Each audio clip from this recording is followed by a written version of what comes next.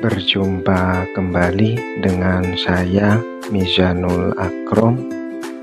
Dalam video kali ini kita akan belajar tentang teori kritis dari seorang tokoh atau filsuf mazhab Frankfurt bernama Theodor Adorno dalam sesi video yang ketiga. Video ini merupakan kelanjutan dari video sebelumnya.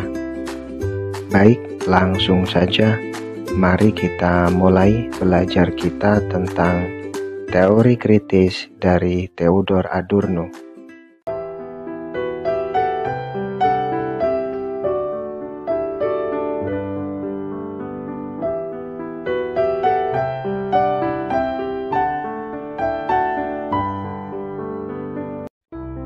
Ideologi konsumerisme bersifat konformis sekaligus mematikan pikiran, sehingga mendukung penerimaan umum terhadap tata aturan kapitalis.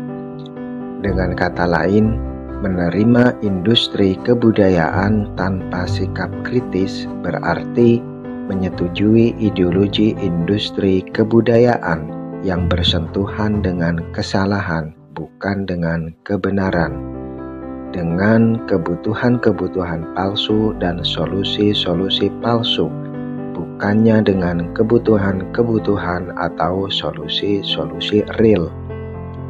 Industri kebudayaan dapat bertahan selama ia mengambil alih kesadaran massa. Akibatnya, massa menjadi sama sekali tak berdaya dan menjadi kompromis terhadap produk-produk industri kebudayaan serta patuh pada sistem kapitalis. Massa menjadi sebuah khalayak regresif, yakni publik yang bergantung, pasif, dan rendah diri.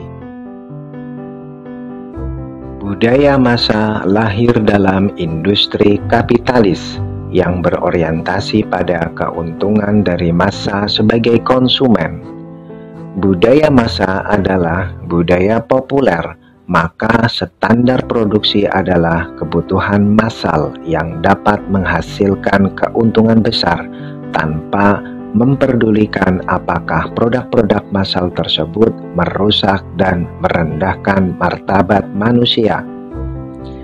Adorno menilai bahwa budaya massa sebagai budaya standar memiliki rumusan, berulang, dan bersifat hanya di permukaan, yang mengagungkan kenikmatan remeh, sentimental, sesaat, dan menyesatkan, dengan mengorbankan nilai-nilai keseriusan, intelektualitas, penghargaan atas waktu, dan kesejatian. Budaya massa tidak memiliki tantangan secara intelektual dan lebih cenderung menjadi pengembaraan fantasi dan pelarian. Budaya massa ini mendorong dan mengagungkan konsumerisme.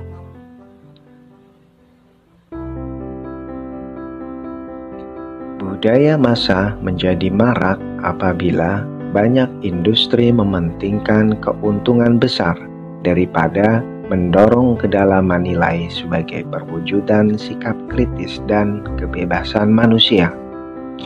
Karena hal yang dipentingkan oleh industri kapitalis adalah keuntungan belaka. Produksi kesenian tidak lagi otentik dan bernilai tinggi.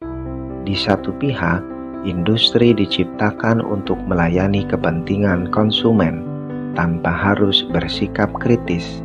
Dan di pihak lain, konsumen tidak bebas memilih konsumsi apa yang mampu menstimulasi daya kritis mereka.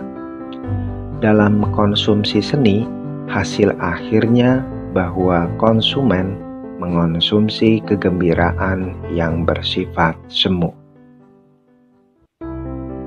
Teori kritis hadir untuk mengatasi sudut pandang yang sempit dari ilmu pengetahuan positif dan tidak membiarkan dirinya diteror oleh ilmu-ilmu positif.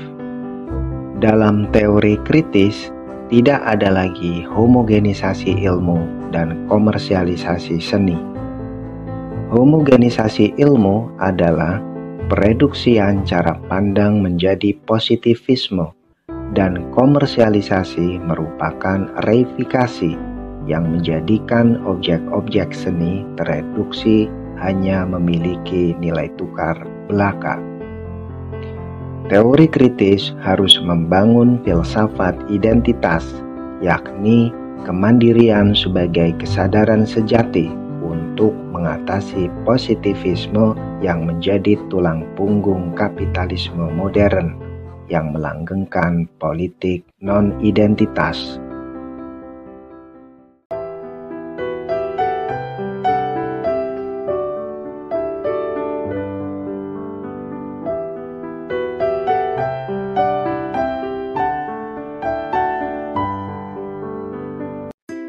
Kita cukupkan sampai di sini belajar kita tentang teori kritis dari seorang tokoh atau filsuf mazhab Frankfurt bernama Theodor Adorno dalam sesi video yang ketiga ini.